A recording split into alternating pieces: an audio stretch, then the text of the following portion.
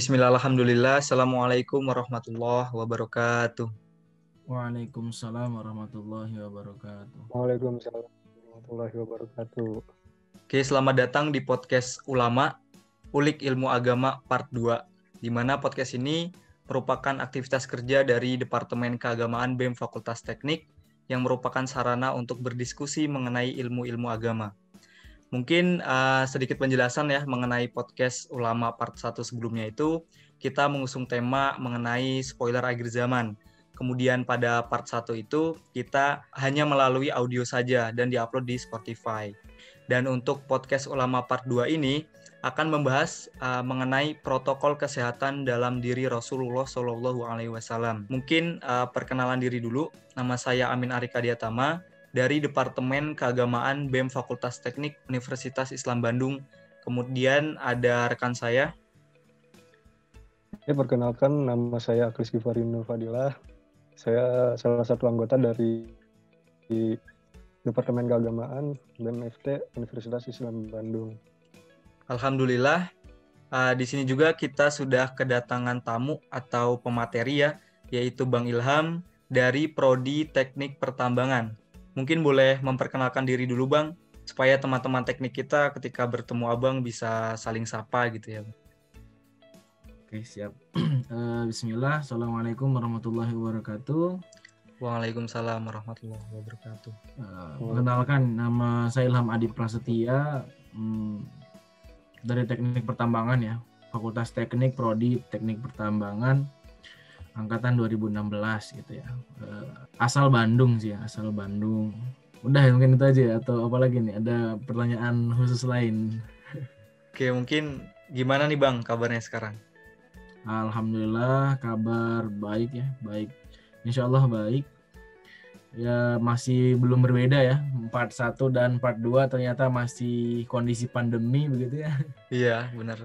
Jadi insya Allah kurang lebih sih seharusnya semakin membaik ya, karena waktu adaptasinya juga semakin lebih lama begitu ya. Jadi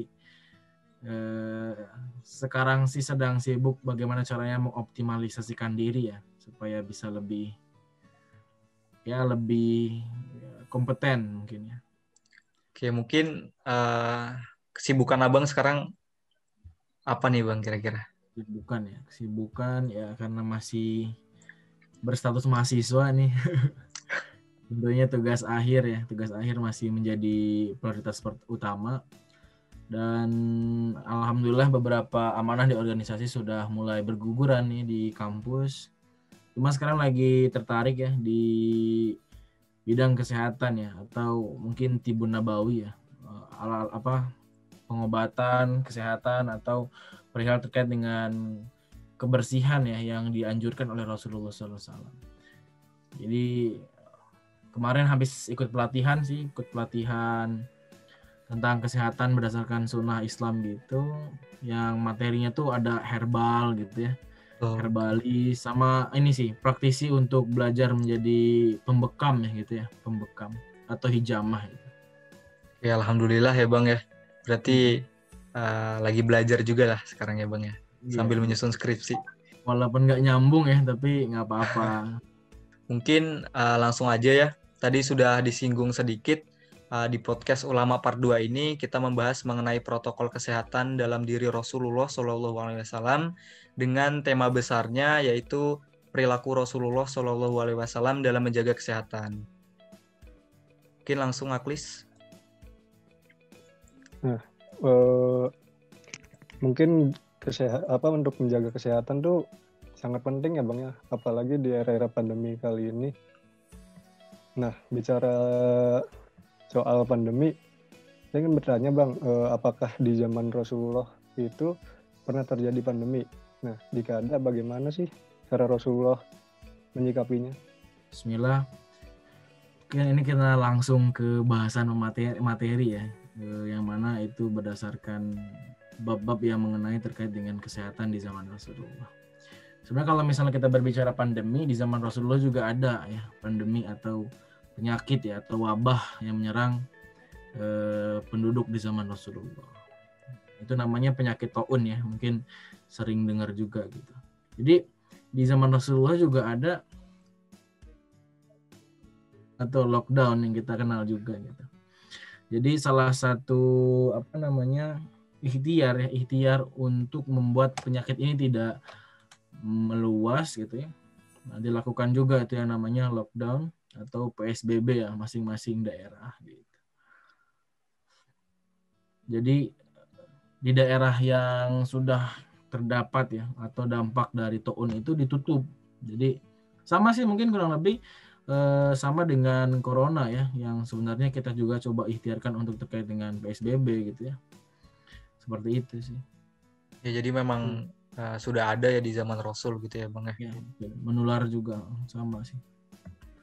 Oke, mungkin berbicara tentang kesehatan nih Bang. Tadi kan seberapa penting sih menurut Islam dalam menjaga kesehatan itu? Penting sekali lah ya. Sebenarnya kalau berbicara dengan kesehatan, tentunya Islam sendiri mengajarkan terkait dengan kesehatan gitu. Kebersihan gitu, kesehatan, dan Allah tuh mencintai suatu hal yang indah kan begitu ya. Dan tentunya yang namanya indah ya pasti bersih gitu kan ya. Kalau yang kotor kumuh gitu ya pasti nggak akan indah. Jadi sebenarnya kalau misalnya berbicara terkait dengan kebersihan atau kesehatan itu kita lebih bisa atau lebih dapat banyak mendapatkan informasinya itu dari hadis ya atau kisah sirah yang menyebutkan dari Rasulullah SAW sendiri. Kalau misalnya kita berbicara kesehatan, Rasulullah sendiri itu tercatat sakit itu hanya 2 kali ya. Rasulullah itu sakit hanya 2 kali gitu. Yang pertama sakit beliau ketika beliau menerima wahyu ya dari Jibril pertama kali gitu ya, yang menyebabkan beliau menggigil begitu. Yang setelah mendapatkan wahyu ya, mendapatkan wahyu surah Al-Alaq 1-5 ya, beliau kan menggigil, akhirnya pulang ke rumah. Nggak sampai situ langsung Rasulullah mendapatkan wahyu kembali ya, surat Al-Mudaththir gitu. Ya ayyuhal mudaththir, wahai orang-orang yang berselimut. Nah, di situ Rasulullah sakit. Dan yang kedua, sakit Rasulullah ketika beliau mau wafat gitu. Ketika beliau mau wafat, nah beliau itu sakit yang kedua. Artinya Rasulullah sendiri pun mencerminkan begitu bahwa beliau bukan orang yang sakit-sakitan gitu. Dan sebenarnya juga ada ini sih, saya pernah membaca begitu ya kutipan bahwa sesungguhnya Allah itu mencintai hamba yang kuat gitu. Rasulullah SAW menyerukan kepada Muslim ya terkait dengan pribadi yang kuat. Ini diriwayatkan oleh hadis riwayat Muslim dan Ibnu Majah. Artinya mukmin yang kuat lebih baik dan lebih dicintai oleh Allah Subhanahu wa taala daripada mukmin yang lemah. Artinya kalau kita berbicara kuat gitu ya. Cara kuat artinya ya kuat itu tidak sakit ya, tidak lemah gitu ya, tidak lemas gitu. Artinya ketika kita bicara kuat ya pasti sigap gitu ya. Iya. Kuat gitu kan. Artinya ya tentu karena nggak mungkin gitu orang yang sakit itu kuat gitu kan. Pasti segala kebutuhannya pun pasti dibantu oleh orang lain sih gitu. Artinya penting sekali sih kesehatan di dalam Islam itu sendiri. Oke, jadi memang Rasulullah juga pernah merasakan sakit juga ya Bang ya. Namun 2 kali gitu kan Bang. Nah itu juga kira-kira untuk bagaimana sih cara Rasulullah itu dalam menjaga kesehatannya gitu, supaya memang dari kuat rohani dan juga jasmaninya gitu Bang. Rasulullah itu lebih banyak melakukan suatu hal yang mencegah lah penyakit itu datang. Misalnya kan gini ya, salah satu ciri-ciri orang munafik itu adalah mereka yang banyak makan ya, banyak tidur, banyak bicara gitu. Artinya Rasulullah tidak melakukan hal tersebut gitu. Dan sebenarnya berdasarkan penelitian gitu ya seperti puasa gitu ya, artinya kan tidak banyak makan. Artinya berdasarkan studi kesehatan pun puasa itu artinya mengistirahatkan lambung gitu ya. Nah di sana ketika lambung diistirahatkan, sebenarnya setelah berpuasa maka akan ada yang namanya optimalisasi dari kinerja lambung. Nah, yang awalnya mungkin lambung itu masuk ya makanan ke dalam perut kita, sering banget kita isi. Terkadang makanan yang dikonsumsi itu nggak semuanya 100% diserap oleh tubuh. Jadi ada yang terbuang juga gitu bahan-bahan manfaatnya. Nah yang pertama itu tuh menjaga makanan. Karena kan kita juga dijelaskan dalam Islam itu ada yang namanya apa? Makanlah makanan yang halal dan thayyib gitu ya. Jadi bukan hanya sekedar halal tapi juga thayyib gitu. Nah, karena yang saya pelajari juga karena gini, salah satu faktor yang mempengaruhi kesehatan seseorang adalah pola konsumsi ya. Pola konsumsi ya. Sebenarnya ada beberapa pembagi ya. Yang pertama itu adalah pola hidup ya. Kemudian pola pikir ya. Nah, itu salah ya dua poin yang menjadi permasalahan. Nah, pola hidup itu salah satunya adalah pola makan, ya enggak? Jadi kadang kan orang yang lebih sering makan junk food ya atau makanan yang tidak terkontrol ya itu pasti lebih mudah jatuh sakit kayak gitu. Itu yang pertama yang mempengaruhi kesehatan ya salah satunya ya Rasulullah itu makan makanan yang halal dan thayyib dan tidak berlebihan. Kalau misalnya teman-teman mau baca terkait dengan sirah nabawiyah ya kisah Rasulullah itu ya ketika Rasulullah pagi itu bertanya kepada Aisyah apakah engkau masak hari ini? Kemudian ketika Aisyah menjawab, maaf Rasulullah kita tidak, maksudnya belum masak gitu. Dan Rasulullah saum gitu. Rasulullah berpuasa gitu. Artinya ya Rasulullah tuh lebih sedikit lah makannya gitu ya. Jadi pola makannya Rasulullah tuh benar-benar sedikit lah. Gitu. Bahkan ada yang mengisyaratkan Rasulullah tuh makannya ya hanya sekedar kurma gitu. Sebenarnya kalau misalnya pun mau dibaca literasi mana-mana pun ya, pasti kembali lagi gitu. Penyakit ataupun penyembuh itu berasal dari dalam tubuh kita gitu kan, internal. Nah, kebanyakan kita kan memasukkan sesuatu ya apalagi gitu kan, makanan dan minuman gitu kan. Nah, itu sebenarnya juga mempengaruhi. Jadi sudah jelas banget sih ya, maksudnya sangat jelas ketika apa yang diperintahkan oleh Allah Subhanahu wa taala pasti ada dampak dan efek sampingnya gitu. Ya misalnya tidak boleh khamar diharamkan. Ya pasti ada sebab dan akibatnya. Kemudian makan tidak boleh berlebihan. Ya pasti ada sebab dan akibatnya. Gitu. Dan kenapa harus berpuasa? Ya pasti ada kebaikannya. Gitu. Seperti itu. Kemudian juga kan gini ya, sebenarnya pola hidup dalam Islam itu sudah diatur. Misalnya gini Min, ya. Bang.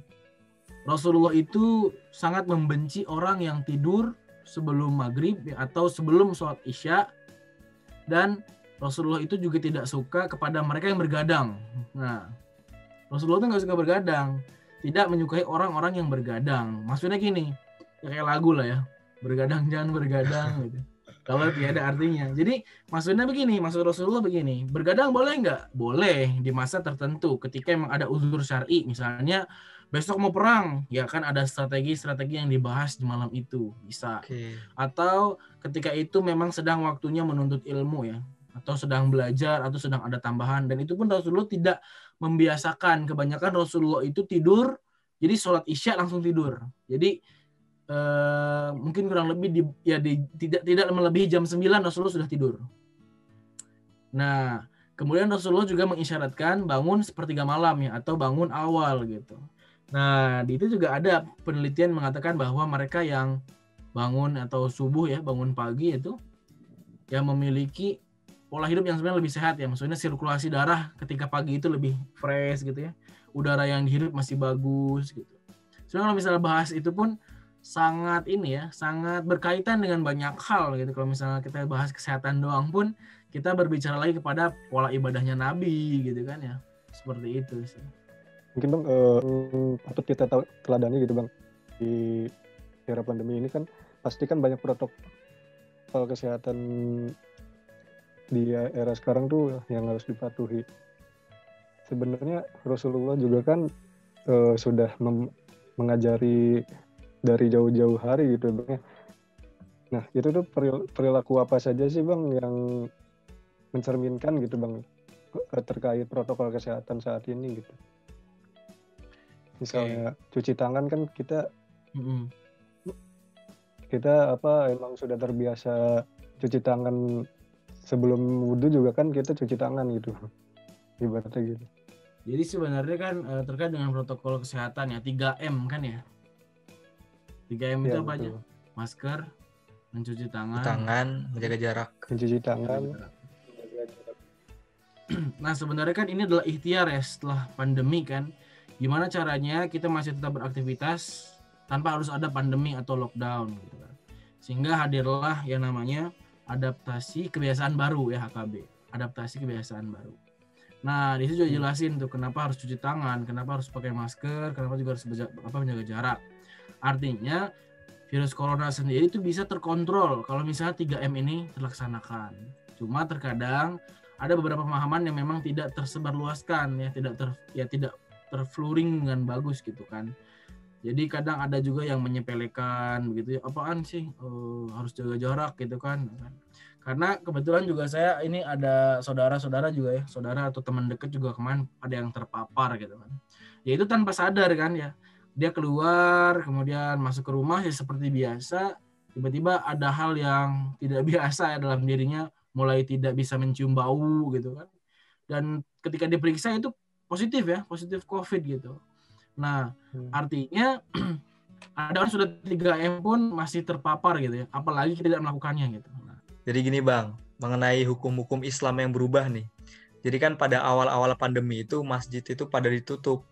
Namun seiring berjalannya waktu, masjid itu dibuka kembali namun dengan tetap mematuhi protokol kesehatan, yaitu jaga jarak, menggunakan masker gitu kan. Terus gimana sih hukumnya itu? Kalau misalkan ketika masjid dibuka kan jaga jarak tuh sholatnya. Sedangkan kesempurnaan sholat itu yaitu merapatkan barisan atau shaf gitu Bang. Kira-kira gimana itu Bang? Oke. Sebenarnya gini ya, begitulah. Agama Islam ini adalah agama yang menurut Anda luar biasa ya. Jadi agama Islam itu dapat mengikuti perkembangan zaman. Nah seperti ini. Memang di zaman Rasulullah itu ada yang namanya taun ya, penyakit taun itu di zamannya Rasulullah SAW yang memang sifatnya menular dan sangat mematikan. Ya tapi kan untuk parameter terjangkitnya kan tentunya berbeda begitu ya. Karena penyebabnya pun berbeda gitu kan. Karena kalau sekarang kan disebabkan oleh ini ya, namanya COVID-19 kan, virus COVID-19 ya, corona ini. Sementara kalau di zaman Rasulullah itu disebabkan oleh ada yang namanya tuh bakteri ya. Bakteri Xenopsella Seopis atau biasa dikenal kutu anjing. Jadi kan pasti berbeda kan ya. Yang namanya gejala ataupun proses namanya penyebarannya pun berbeda gitu. Nah kalau di zaman Rasulullah itu benar-benar lockdown habis ya, jadi nggak boleh itu namanya sholat gitu di masjid. Jadi sholatnya lebih aman itu di rumah atau di tempat-tempat aman supaya tidak ada terjangkit hal tersebut. Sehingga yang terpapar dibiarkan aja dan ikhtiar untuk sembuh gitu. Akhirnya seperti itu ya, mereka sembuh dan tidak tertular kan begitu ya. Nah cuma untuk terkait dengan COVID-19 ini kan ketika itu jadi begini kondisinya. COVID-19 ini yang namanya lockdown atau PSBB gitu ya di setiap daerah itu kan membutuhkan waktu yang ternyata cukup lama ya. Sehingga banyak hal yang memang dipertimbangkan, salah satunya adalah ekonomi gitu ya. Kemudian juga terkait dengan poin adaptasi itu sendiri, adaptif gitu. Sehingga kebijakan terkait dengan diperbolehkannya sholat di masjid dengan catatan menjaga jarak gitu kan ya. Jadi kan sekarang renggang kan ya, saf itu tidak. Padahal sebenarnya sholat rapat dan lurus itu, saf yang rapat dan lurus adalah salah satu keutamaan dari sholat, begitu kan ya. Dan ada kebaikan di dalamnya. Nah, tapi sekarang gimana nih Bang misalnya? Malah sekarang safnya bolong-bolong. Kemudian pakai masker pula ya, pakai masker kan. Sehingga ada bagian sujud yang tidak tersentuh gitu ya kepada tempat sujud. Pertanyaannya, jadi gimana nih Bang gitu ya. Nah, pertama gini teman-teman. Pertama yang kita yakini gitu ya, yang pertama MUI itu pasti tidak mengeluarkan fatwa secara main-main ya atau bercandaan. Pasti memiliki asal atau literasi yang memang mengarah kepada diperbolehkannya sholat berjamaah dengan catatan, nah itu tadi. Sebenarnya gini, bahasanya seperti ini. kan ada yang menyatakan bahwa babi bisa halal kalau misalnya tidak ada makanan lain yang bisa dimakan, ya kan? Kalau nggak makan babi ya kita mati gitu, ya nggak?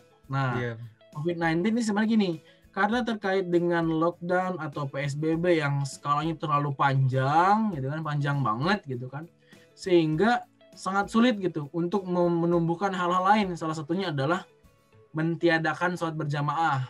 Nah, kebayang nggak kalau misalnya MUI nih nggak mengeluarkan fatwa diperbolehkan sholat berjamaah, artinya selama 1 tahun kita masjid nggak operasi gitu, ya nggak? Karena kan sekarang udah menginjak ke 1 tahun corona gitu. Nah, artinya kan di sana ada ikhtiar gimana caranya masjid tetap beroperasi gitu kan. Dengan catatan tidak menghilangkan seluruh kegiatan beribadahnya. Salah satunya adalah ibadah sholat gitu kan. Kalau sekarang kan untuk kajian-kajian masih belum ada lah ya. Walaupun ada sekarang basisnya online gitu kan. Kalau dulu kan kajian gitu kan banyak gitu kan. Kayak misalnya ada SIF, Pemuda Hijrah itu kan ya sekali kajian ribuan orang. Nah, sehingga untuk meminimalisir hal tersebut gitu kan. Jadi untuk meminimalisir hal tersebut, sholat bisa dilakukan dengan catatan ya kan. Virus itu tidak menyebar gitu kan. Karena virus itu dalam bentuk kemudorotan, ya enggak? Jadi kalau misalnya kamu sholat tapi justru malah terpapar, sakit dan justru malahan merugikan diri kamu, yaitu berdosa jatuhnya kan ketika kamu sholat ke masjid.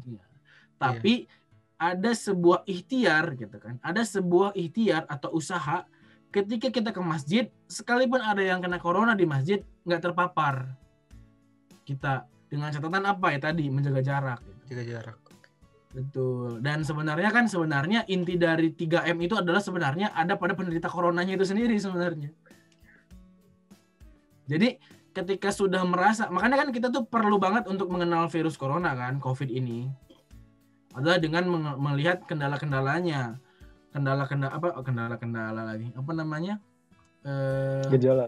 Gejala-gejala ya, atau indikasi yang menyatakan seorang itu terkena COVID. Ya enggak? Justru yang salah itu gini, kita kenali COVID-nya, justru kita tuh mencocokkan itu kepada orang lain gitu. Wah, sini bersin-bersin nih, sini gini-gini, sini gini-gini, salah. Justru pengetahuan itu sebenarnya untuk diri kita, ya enggak? Pertama, kita tidak boleh menyentuh sembarangan barang-barang umum yang dipegang orang. Karena bisa jadi ada orang, kalau dulu saya tuh pernah membahas terkait dengan COVID ini, ada namanya tuh carrier, pembawa. Tahu nggak teman-teman? Jadi gini, pernah dengar. Jadi gini, di salah satu di negara Italia itu teman-teman, di negara Italia itu kan banyak banget lansia ya di Italia itu, dan banyak sekali yang terkena COVID gitu, COVID-19. Ya, korbannya adalah lansia. Nah, tapi setelah diidentifikasi, COVID itu dibawa sama orang-orang yang masih muda gitu. Tuh. Jadi pembawanya siapa, yang positif siapa gitu. Nah, bisa jadi COVID itu nempel di tangan seseorang, ya kan? Ya enggak? Iya. Nempel di tangan seseorang, kemudian dia jalan nih, atau misalnya ke rumahnya, atau dia menyentuh gagang pintu tetangganya misalnya kan. Dianya belum COVID, kemudian dia cuci tangan nih, bersih dong tangannya, ya kan? Kemudian ada lansia yang konotasinya dalam arti lain tubuhnya lebih rentan gitu kan. Terus terpapar gitu. Nah, seperti itu. Nah, itu ada tuh yang seperti kondisinya. Jadi, dibawanya sama siapa, yang positifnya siapa gitu.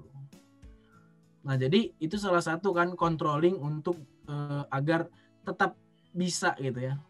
Jadi kan tadi saya bilang untuk gejala-gejala itu diketahui supaya kitanya tahu nih. Ya kan? Jadi gini, kita misalnya mau keluar kota atau mau ke tempat umum, ya enggak? Justru hal-hal yang sudah kita ketahui itu cocokinya ke kita gitu. Ya enggak? Jadi, gue minum masih berasa nih enak, ya makan masih enak. Indera penciuman aman, oke. Pilek enggak, batuk enggak, dada nyeri enggak gitu kan. Oke, aman nih berarti. Boleh ke masjid gitu.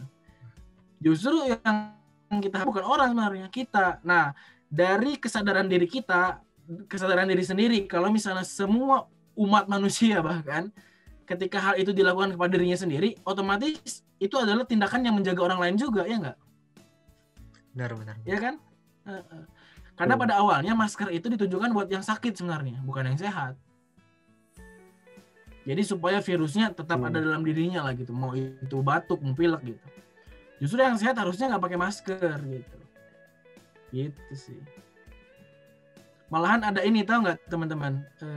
Orang yang sehat karena keseringan pakai masker itu kena gejala apa ya? Jadi terlalu banyak menghirup karbon dioksida. Ada itu kemarin tuh saya dapat. Oke. Jadi iya, pakai masker menimbulkan bukannya masalah sehat baru malah gitu, sakit Bang. gitu. Nah, itu kan jadi suatu hal baru ya. Jadi dampak negatif juga dari masker gitu. Jadi memang harus dilihat Iya. dari diri kita sendiri dulu ya Bang ya. Jangan ngeliat orang lain ketika bersih langsung wah corona Iya. nih, dijauhin nih. Betul. Terlalu Kayak parno jatuhnya, Bang. Betul. Seperti itu sih sebenarnya. Jadi ya kebanyakan sih, bahkan Ana dulu pernah lihat ya kondisinya yang corona itu sengaja gitu nularin penyakitnya gitu. Itu kan miris ya. Ya Allah. Hal itu kan miris sekali gitu. Kok bisa gitu ya? Sudah tahu dia juga nggak mau sebenarnya kan terpapar, tapi malahan mempapar Menyebarkan orang lain. lah, iya. Betul. Gimana? Itu sangat miris gitu ya. Kayak gitu. Jadi memang untuk hukum-hukumnya memang tidak apa-apa ya Bang berarti ya Bang ya. Ya betul. Karena itu Sah-sah adalah salah saja ya. satu betul fatwa sebenarnya. Oke. Yang haram itu adalah yang tidak sholat sebenarnya. Nah, yang nggak di itu. rumah nggak sholat, yang di masjid nggak sholat.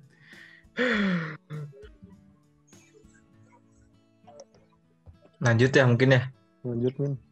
Ini dari kami Bang nih, dari Departemen Keagamaan itu memberikan apa ya, suatu question lah di Instagram BEM Fakultas Teknik gitu.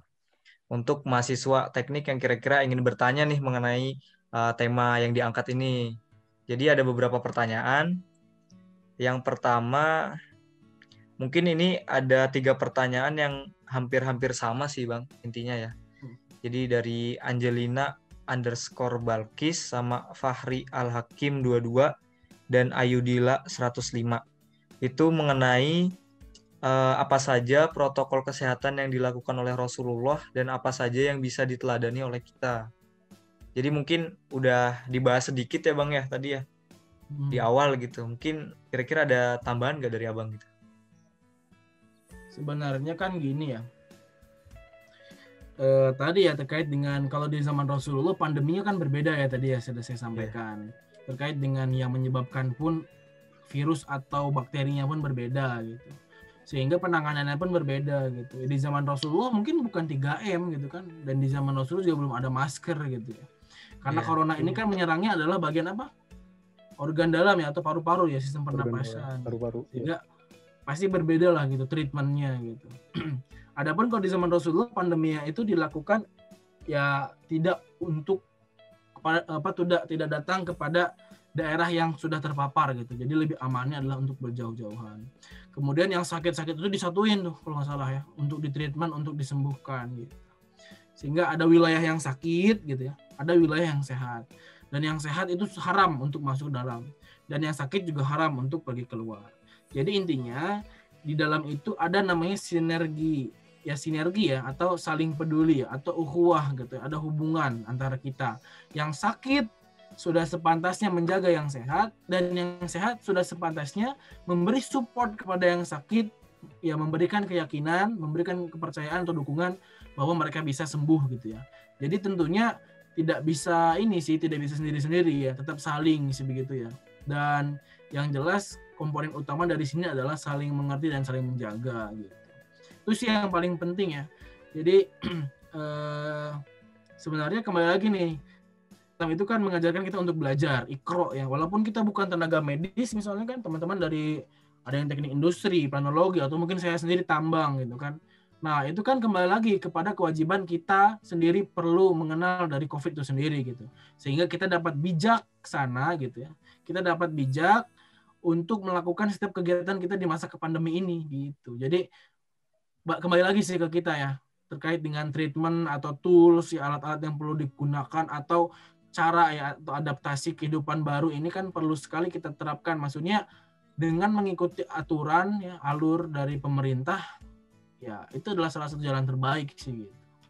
Walaupun mungkin gini ya, bosen gitu ya, harus online terus nih gitu. Atau di rumah terus gitu ya, atau bagaimana gitu. ya sesekali mungkin boleh keluar rumah dengan catatan kita bisa memastikan kita tidak menjadi carrier gitu ya. Tiba-tiba kita di jalan terpapar sampai ke tempat tujuan kita memapar orang walaupun kita yang nggak sakit gitu kan. Nah, nauzubillah gitu.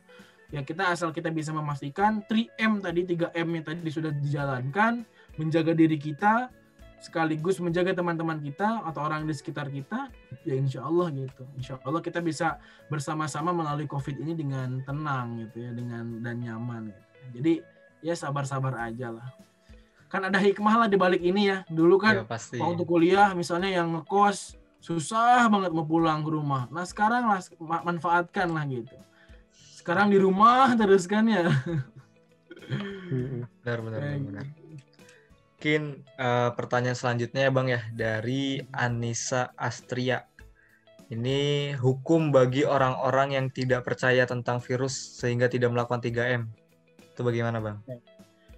Sebenarnya ini ya, mungkin ini juga salah satu hal yang menjadi kontroversial gitu ya. Ada yang bilang, apa tuh COVID gitu, apa tuh Corona gitu kan, itu hoax gitu kan, nggak ada tuh gitu kan. Atau ada yang parno banget gitu. Iya. Semprot sana sini gitu ya. Bawa hand sanitizer sampai berliter-liter misalnya, saking takut atau bagaimana. Nah intinya sebenarnya untuk menyikapi COVID ini adalah kita perlu diri kita yang bijak lah gitu. Maksudnya gini, kalau misalnya kita bilang hoax, pertanyaannya, lantas tenaga medis itu sedang menghadapi apa gitu ya enggak? Ya kan? Mau dibilang nggak ada, virusnya nyatanya ada gitu kan. Kemudian dibilang parah juga enggak sebenarnya. Nah jadi sebenarnya ini perlu kebijaksanaan semua manusia sih ya, karena saya juga dapat kabar gini, ada beberapa orang ya atau ya yang sakit begitu ya, masuk ke rumah sakit itu meninggal, kemudian dinyatakan dilabalisasi sebagai COVID ya, positif COVID gitu. Tapi anehnya gini, kalau misalnya COVID nih harusnya kan semua keluarga atau sanak yang sedang dekat itu kan di treatment ya, misalnya di tes lah, di tes swab gitu, di swab atau bagaimana gitu, rumahnya disemprot. Nah ini enggak gitu. Pasien dinyatakan COVID positif, tapi sanak keluarganya tidak di treatment. Malahan keluarganya disuruh tanda tanganin gitu. Nah itu ada satu cerita sih dari teman saya gitu ya. Jadi neneknya itu sudah mengidap penyakit paru-paru pernafasan, emang sudah sudah jauh lah sebelum COVID, emang sudah sakit gitu. Nah kemudian itu waktu beliau sakit juga di treatmentnya tidak seperti orang kena COVID, karena teman Ana pun itu masuk ke ruangan gitu ya, menemani beliau gitu kan, boleh keluar masuk gitu kan. Nah tapi ketika meninggal dilabalisasi sebagai COVID gitu ya, positif. Itu malahan disuruh tanda tangan doang pihak keluarga, tapi nggak di swab dan lain-lain. Biasanya kan kalau yang COVID itu langsung ya di swab semuanya gitu kan, protokolnya dilakukan dengan sebaik-baik mungkin. Nah ini tapi tidak terjadi gitu. Nah artinya ini juga nggak bijak gitu ya. Ada beberapa orang yang memanfaatkan situasi gitu, yang nggak boleh lah gitu ya. Kayak misalnya dulu kan ada kasus penimbunan masker gitu ya, penimbunan hand sanitizer. Nah itu kan artinya itu sebenarnya jadi masalah utama tuh. Sudahlah pandemi, semua orang krisis ekonomi gitu ya. Orang-orang mau sehat susah gitu ya. Nah itulah yang sebenarnya yang menurut Ana gitu ya, menurut menurut saya pribadi, yang perlu dilakukan untuk menghadapi COVID ini adalah apa? Ya tadi gitu, sinergi gitu. Penting, kita penting gitu. Maksudnya ya jangan kita acuh, nggak percaya gue mah, nggak boleh juga gitu. Kita juga perlu bijak, apalagi kan mahasiswa gitu ya. Kalau misalnya nggak percaya, cari tahu gitu kan. Artikel literasi banyak gitu kan, internet bisa diunggah, misalnya bisa diakses gitu kan. Dan serius banyak kok. Ana juga kemarin bapaknya teman Ana itu kena COVID kan, positif. Jadi ya semakin kesini semakin banyak orang-orang yang kenal gitu ya, yang terkena COVID gitu. Artinya ya nyata ini COVID tuh gitu. Yang mana cakupannya juga kan seluruh dunia gitu. Betul. Bukan cuma negeri kita doang gitu. Betul sekali. Bahkan kemarin tuh ini ya dari adalah salah satu dosen ya, Unisba juga kedokteran, itu beliau mengatakan bahwa ya kalau misalnya nggak percaya silahkan gitu. Cuma yang jelas sekarang tenaga medis itu ya memang sedang menangani yang namanya kasus COVID itu gitu. Gitu. Oke Bang. Mungkin lanjut. ada pertanyaan lagi, satu lagi dari Haura Takia Insyah. Nah, dia bertanya nih, ma'anzalallahu da'an ila anzala lahu sifan. Hadis riwayat Bukhari. Yang artinya Allah tidak akan menurunkan suatu penyakit kecuali Allah turunkan obatnya. Jadi setiap penyakit ada obatnya kecuali satu saja, yaitu kematian. Nah, dia bertanya, lantas mengapa corona ini belum ada obatnya gitu? Oke. Sebenarnya gini nih, bingung nih saya nih. Pertama begini, kalau misalnya corona dibilang nggak ada obatnya, pasti nggak ada dong penderita yang sembuh, ya nggak? Iya kan? Iya. Oh iya. Iya nggak? Berarti artinya corona ini punya obatnya, ada obatnya. Sekarang pun ada vaksinnya, ada vaksin penghambat dari corona. Nah, oke. Sebelum kita bahas obat nih teman-teman, mungkin kemarin sebelumnya udah ini ya diskusi sama Amin ya terkait dengan uniknya tubuh kita. Jadi gini, ada kutipan dari salah satu dokter asal luar negeri, dia mengatakan dokter terbaik di dunia adalah tubuh kita. Oke, gini ya. Gini teman-teman. Maksudnya adalah Allah Subhanahu wa taala menciptakan diri kita ke dunia ini sudah beserta dengan tools ya atau alat yang kita butuhkan atau semua keperluan yang sebenarnya terlengkapi dalam diri kita. Contoh, kalau kita luka bisa sembuh dengan sendirinya nggak? Iya. Betul, bisa sembuh dengan sendirinya. Tapi perlu di treatment nggak? Perlu, ya kan? Misalnya ada kita bersihkan dulu alkohol misalnya, atau kita kasih betadin misalnya. Itu kan sebenarnya adalah ini support agar pemulihannya lebih cepat gitu. Tapi pada dasarnya tubuh kita itu bisa menyembuhkan penyakit itu sendiri. Gitu. Nah, kalau misalnya dari corona sendiri, COVID itu kan teman-teman tahu nggak? Dari tim rumah sakit itu justru yang diinjeksi, maksudnya yang disuntikan, yang diberikan, yang didorongkan itu adalah makanan-makanan bergizi gitu kan, serta obat-obatan yang bisa menjadi stimulus imun yang semakin baik gitu, ya nggak? Karena juga menyatakan bahwa corona itu sebenarnya menjadi virus yang membunuh ketika ada penyakit lain di dalam tubuh kita, misalnya paru-paru, jantung. Nah, karena ketika COVID ini menyerang diri kita, itu menyerang imun, menyerang daya tahan tubuh. Sehingga yang harusnya tuh yang penyakitnya jantung itu sedang diobati oleh tubuh kita ya kan, sedang diperbaiki oleh diri kita, sedang dihambat, tiba-tiba COVID menyerang, imunnya justru malah fokus kepada corona, sehingga jantungnya ini menjadi parah gitu ya, tidak terhambat gitu kan, tidak sembuh gitu kan, bahasanya seperti itu. Artinya tadi ya, pernyataan dari dokter terbaik adalah tubuh kita sendiri sebenarnya. Nah, artinya gini, tubuh kita itu sudah dilengkapi dengan perlengkapan untuk itu sendiri. Jadi bahasanya gini lah, bisa jadi penyakit itu ada, ya kan? Penyakit itu ada ya karena apa? Karena ulah kita sendiri sebenarnya. Coba pertanyaannya begini, di zaman Rasulullah penyakit itu bisa dihitung jari gitu, ya nggak? Tapi sekarang ribuan, ya ratusan penyakit ada gitu ya. Flu Singapura lah gitu ya, flu biasa, batuk aja ada batuk kering, batuk berdahak, ya nggak? Artinya kan semakin berkembang gitu kan virus itu sendiri atau penyakit itu sendiri. Nah gini teman-teman, contoh ya, ada hadis yang menyatakan ya, saya kan waktu itu belajar bekam ya, ada salah satu titik sunnah, titik dalam diri kita yang kalau dibekam itu, hadisnya itu menyebutkan dapat menyembuhkan 72 penyakit. 72 penyakit. Nah, sementara di zaman Rasulullah penyakitnya mungkin nggak sebanyak 72 gitu.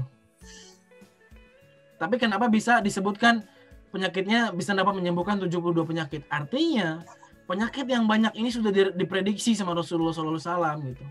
Nanti tuh zaman kita tuh akan banyak penyakitnya gitu. Sehingga ya salah satunya itu Rasulullah sendiri sudah membekali kita gitu. Nih, hadisnya menyebutkan seperti ini. Sesungguhnya pengobatan. Sebaik-baik pengobatan adalah 3 ya. Pertama apa? Madu. Kalau teman-teman lihat manfaat dari madu itu dahsyat banget madu itu. Nah, berbicara tentang madu, salah satu kenikmatan yang akan dicabut oleh Allah Subhanahu wa taala adalah madu nanti itu. Karena apa? Lebah itu memiliki insting ya. Ya dia mencari mencari multiflora ya dalam tumbuhan ya, atau apa itu ya, madu dalam ya tumbuhan ya. Kan madu itu kenapa ada yang hitam, ada yang bening, ada yang kuning, itu kan tergantung dari si lebah ini mencari ya intinya sari makanannya. Yang hitam itu kan diambil dari kulit pohon, itu juga bisa. Atau yang manis, yang lebih transparan itu dari bunga gitu kan. Nah, salah satunya nanti akan dicabut kenikmatan itu dari madu itu sendiri. Karena apa? Sekarang banyak banget beredar madu-madu yang palsu gitu. Jadi kadang menyembuhkan banyak penyakit ya, baik untuk tubuh. Tapi kok gue nggak sembuh-sembuh? Nah, itu kembali lagi. Madunya madu yang seperti yang disyaratkan Rasulullah, madu-maduan gitu ya. Kayak gitu. Kenapa Bang? Madu akan hilang. Karena gini, ya salah satu nikmat adalah madu akan dicabut karena nanti begini. Madu itu sangat sensitif kepada yang namanya sinyal ya. Sekarang kan di mana-mana handphone yang ada ya enggak? Di sungai, di pohon semua hampir banyak orang ya kan. Berlibur juga ke hutan-hutan kan sekarang ya. Nah itu sebenarnya mengganggu dari si lebah itu sendiri gitu. Instingnya terganggu oleh sinyal itu sendiri. Sehingga sulit tuh nanti tuh madu-madu asli terbentuk.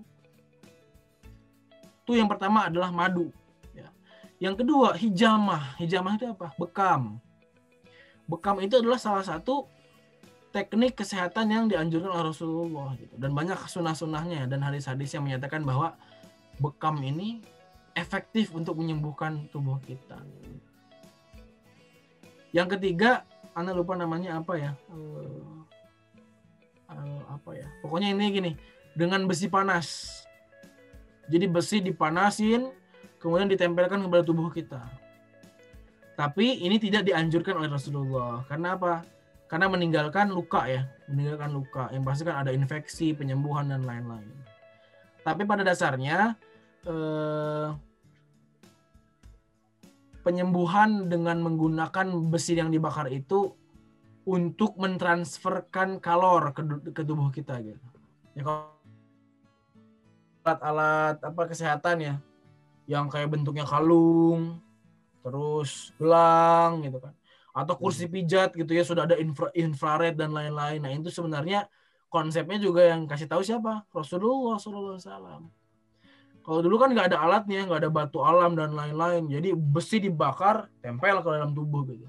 Sehingga ada kalor yang berpindah dari besi itu, panas itu ke dalam tubuh kita.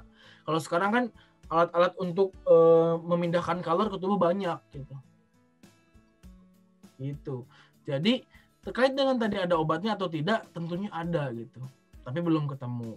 Obat khusus buat corona sendiri belum ditemukan gitu ya. Sekarang baru ada vaksin ya, vaksinisasi ya, yang mungkin menjadikan diri kita lebih kebal kepada virus corona gitu. Bukan ya, belum ada sih. Sekarang pun Anda lihat masih banyak percobaan tuh ya.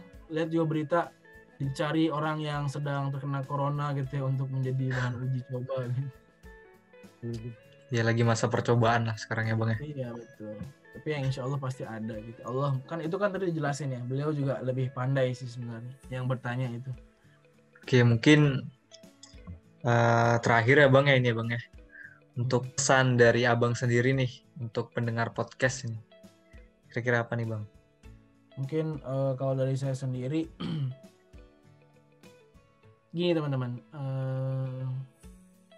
Kita hidup di dunia itu kan semuanya sudah diatur ya sama Allah Subhanahu wa taala. Artinya Allah itu sudah memberikan apa yang kita butuhkan. Ya seperti sakit itu kan tadi disebutkan ya, pasti sudah ada obatnya. Ya kan, setiap ujian itu pasti ada jalan keluarnya. Allah tidak akan menguji hambanya sebagaimana di luar kemampuan hambanya, gitu kan. Tentunya begini, ini ya kemarin ya, Allah itu salah satunya gini, Allah itu menghadirkan musim buah gitu ya, kayak rambutan ada musimnya, mangga ada musimnya, durian ada musimnya. Kalau misalnya itu kan buah enak-enak ya, ada nggak buah yang nggak enak ya? Mungkin buah yang pahit gitu ya. Iya. Maksudnya buah itu kan enak-enak ya, kayak jambu itu kan airnya banyak, manis, mangga manis. Tapi kenapa Allah bikinnya kayak ada per musimnya gitu? Artinya di balik itu semua ada maksud yang sebenarnya Allah sedang selipkan, ya nggak sih? Bisa jadi gitu kan. Jadi gini, musim rambutan gitu kan. Artinya ada suatu hal yang ketika kita nggak makan rambutan ya itu terjadi gitu. Misalnya panas dalam misalnya kan, karena cuacanya lagi nggak bagus. Ya bisa jadi kan rambutan kan salah satunya vitamin C gitu kan ya, bisa jadi gitu. Mangga itu kan vitamin C. Artinya ketika kita mengkonsumsi buah-buahan di musim itu, ya kan, itu sebenarnya menjadi penawar tuh, agar tubuh kita bisa optimal gitu kan ya. Artinya gini teman-teman, setiap apapun yang terjadi di dunia ini, semuanya atas kehendak Allah, ya enggak? Dan setiap yang berdasarkan kehendak Allah, tentunya pasti akan ada jalan lah gitu. Akan ada kemudahan di balik itu semua. Jadi ya ini mungkin motivasi untuk kita ya, untuk kita semua sebagai mahasiswa, penting sekali lah kita sebagai agen-agen yang mengingatkan kebaikan gitu ya. Seperti itu aja sih mungkin kalau dari saya. Oke. Mungkin cukup ya Bang ya untuk bahasan mengenai tema kali ini. Semoga dengan adanya podcast ini dapat memberikan pemahaman yang lebih lah kepada saya pribadi, rekan-rekan, dan juga kepada para pendengar.